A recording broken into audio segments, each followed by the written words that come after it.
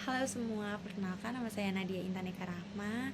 Saya mahasiswa dari Fakultas Hukum Universitas Muhammadiyah Malang. NIM saya 2022 10 11 03 11 563. Saya berasal dari kelas F. Pada kesempatan kali ini saya akan mempresentasikan hasil resum dari buku Viktimologi Perlindungan Hukum Terhadap Korban Kejahatan karya Prof. Dr. Muladi dan Barda Nawawi Arif. Buku ini merupakan salah satu literatur penting dalam bidang hukum pidana yang membahas secara mendalam mengenai posisi korban dalam sistem peradilan pidana serta bagaimana perlindungan terhadap korban seharusnya dilakukan.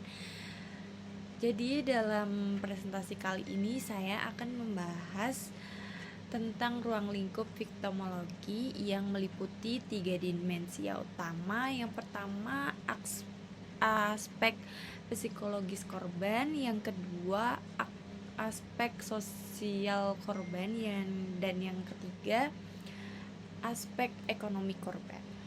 Ketiga aspek ini penting karena memberikan pemahaman bahwa penderitaan korban ini tidak hanya terbatas pada kerugian fisik atau hukum, tetapi juga menyangkut mental, sosial, dan ekonomi kehidupan mereka.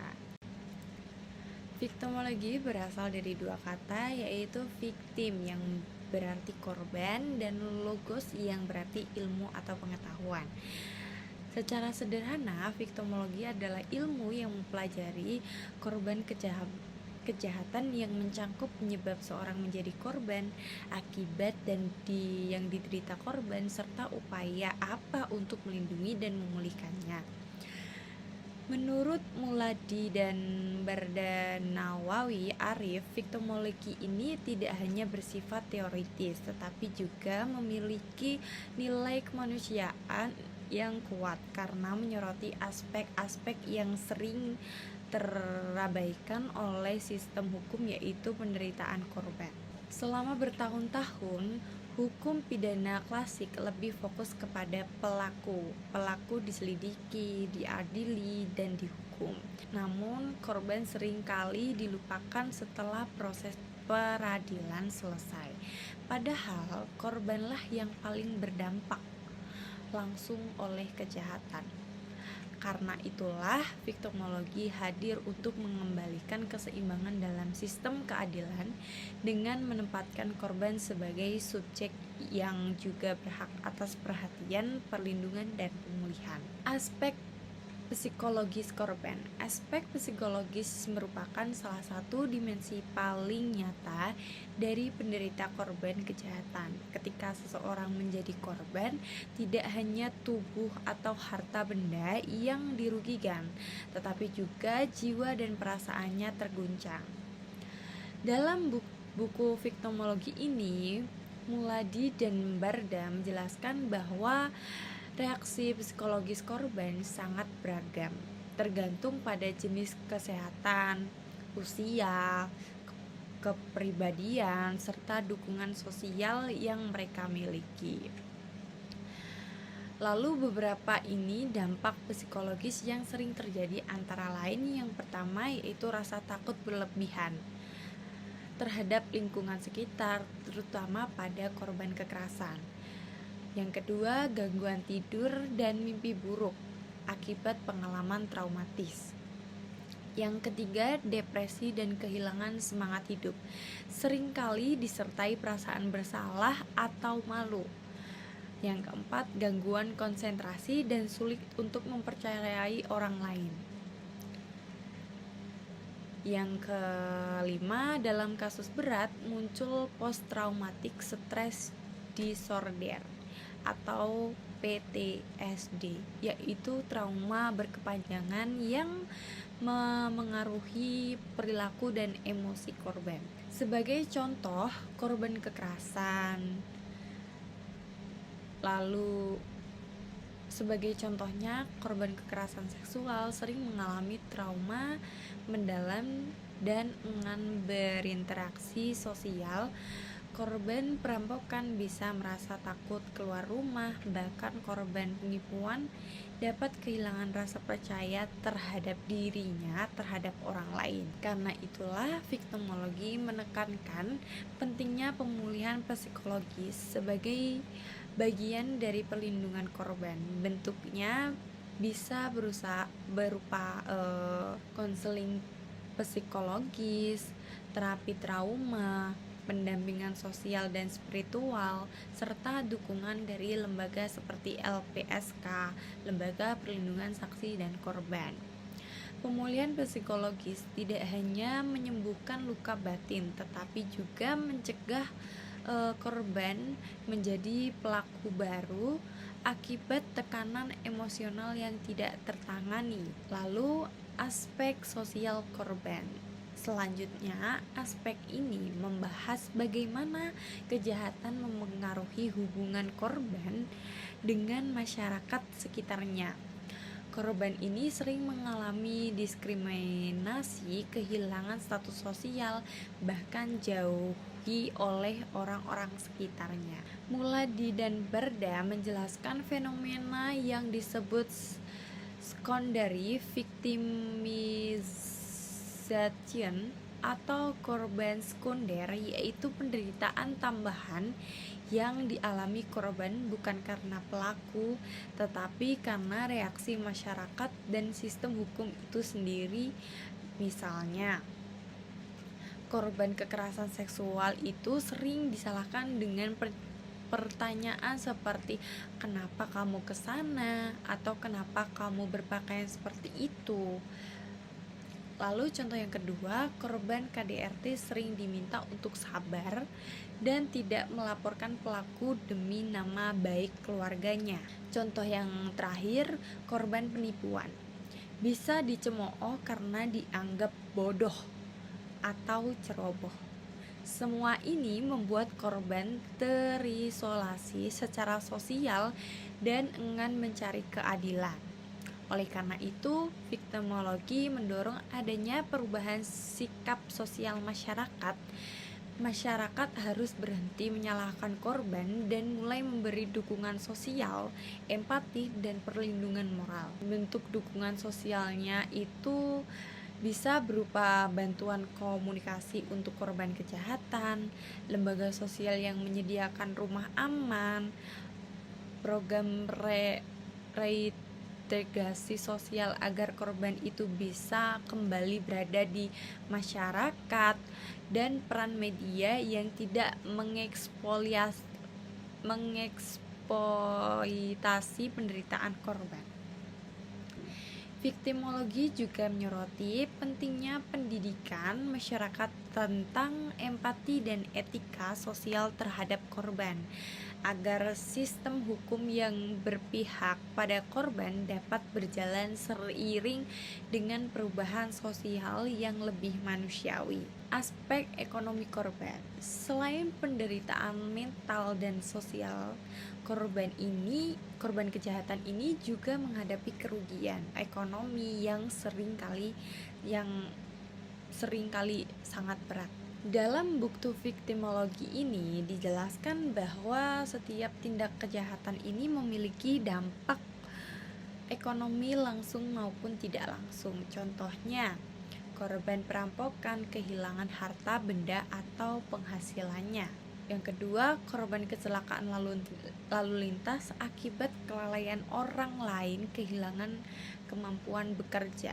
Yang ketiga, korban KDRT atau kekerasan seksual sering juga harus menanggungi biaya medis dan hukum yang lebih tinggi. Selain kerugian pribadi, kejahatan ini juga menyebabkan biaya sosial bagi masyarakat dan negara, seperti meningkatkan penggunaan akibat korban kehilangan pekerjaan, beban biaya kesehatan dan rehabilitasi, serta berkurangnya produktivitas ekonomi. Untuk itu, viktimologi memperjuangkan hak-hak ekonomi korban melalui mekanisme kompensasi dan restitusi. Yang pertama, Restitusi adalah ganti rugi yang wajib dibayarkan oleh pelaku kepada korban.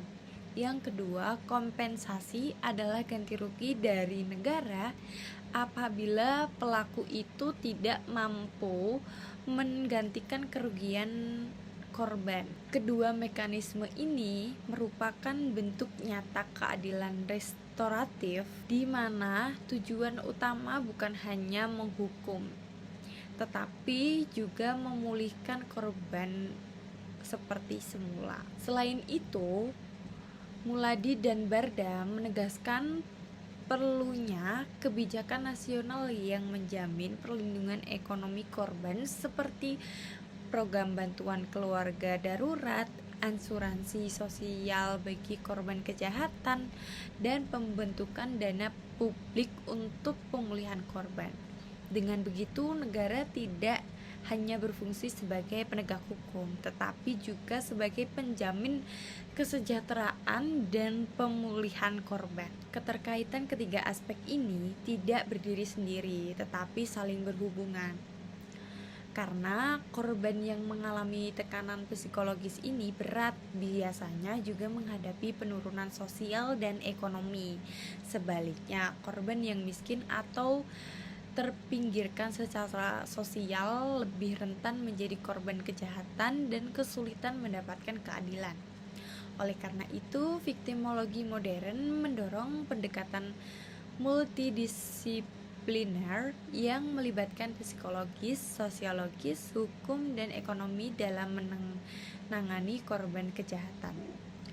Pendekatan ini disebut pendekatan holistik terhadap korban yang menempatkan korban sebagai manusia utuh dengan berbagai kebutuhan, yaitu pemulihan mental dan emosional, pemulihan sosial, serta pemulihan ekonomi dan hukum. Implementasi dalam sistem hukum Indonesia. Dalam konteks ini, Indonesia, pemikiran viktimologi Muladi dan Barda telah banyak mempengaruhi pembentukan kebijakan hukum, misalnya pembentukan lembaga perlindungan saksi dan korban yang biasa disebut LPSK, lalu pemberian kompensasi dan restitusi dalam Undang-Undang Nomor 13 Tahun 2006 tentang perlindungan saksi dan korban, dan yang terakhir penerapan prinsip keadilan restoratif dalam penanganan kasus pidana. Hal ini juga menunjukkan bahwa perlindungan terhadap korban bukan lagi isu moral semata, melainkan kewajiban hukum dan tanggung jawab negara. Kesimpulan dari materi tersebut, dari permasalahan ini dapat disimpulkan bahwa ruang lingkup viktimologi yang mencakup tiga aspek utama. Yang pertama itu aspek psikologis yang menekankan pentingnya pemulihan trauma dan kesejahteraan mental korban. Yang kedua, aspek sosial yang menyoroti posisi korban dalam masyarakat serta perlunya dukungan sosial dan perubahan pola pikir masyarakat.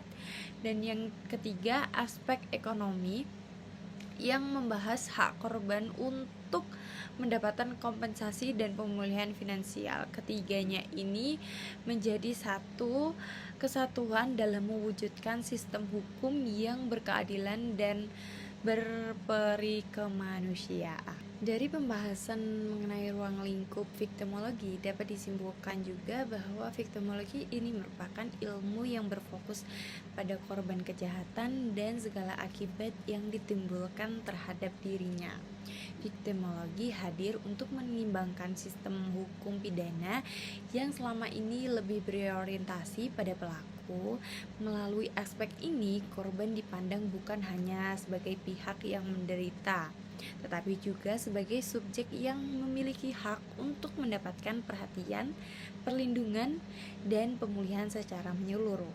Aspek psikologis korban menunjukkan bahwa tindak kejahatan dapat meninggalkan luka batin yang dalam, trauma, kekuatan. Aspek psikologis korban menunjukkan bahwa tindak kejahatan dapat meninggalkan luka batin yang mendalam, Trauma, ketakutan, dan kehilangan rasa percaya diri merupakan dampak yang sering kali muncul.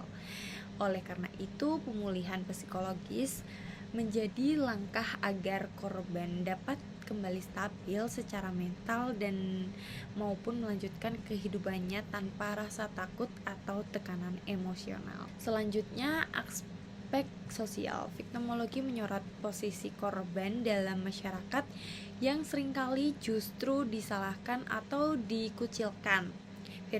Fenomena ini dikenal sebagai victim blaming. Oleh sebab itu, diperlukan perubahan pola pikir masyarakat agar lebih empatik dan mendukung korban.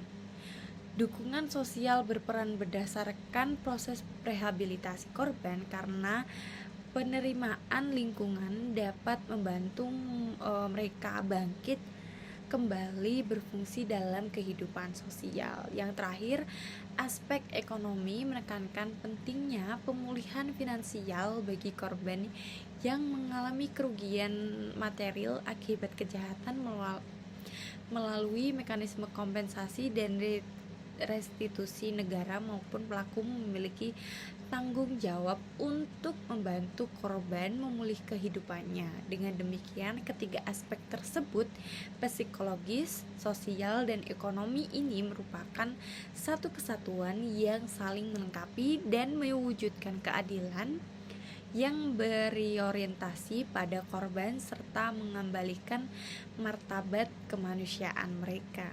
Sebagai penutup, buku Viktimologi Perlindungan Hukum Terhadap Korban Kejahatan karya Prof. Dr.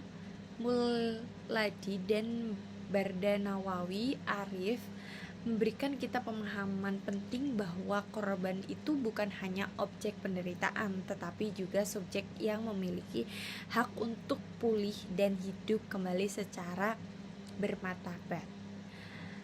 Semoga melalui pemahaman ini kita sebagai calon akademisi dan praktisi hukum dapat berperan aktif dalam memperjuangkan keadilan yang berpihak pada korban, bukan hanya pelaku. Terima kasih atas perhatiannya. Saya Nadia Intan Eka Rahma, dan demikian presentasi saya tentang ruang lingkup viktimologi, aspek psikologis, aspek sosial, dan aspek ekonomi korban. Jika ada salah, mohon maaf. Wassalamualaikum warahmatullahi wabarakatuh.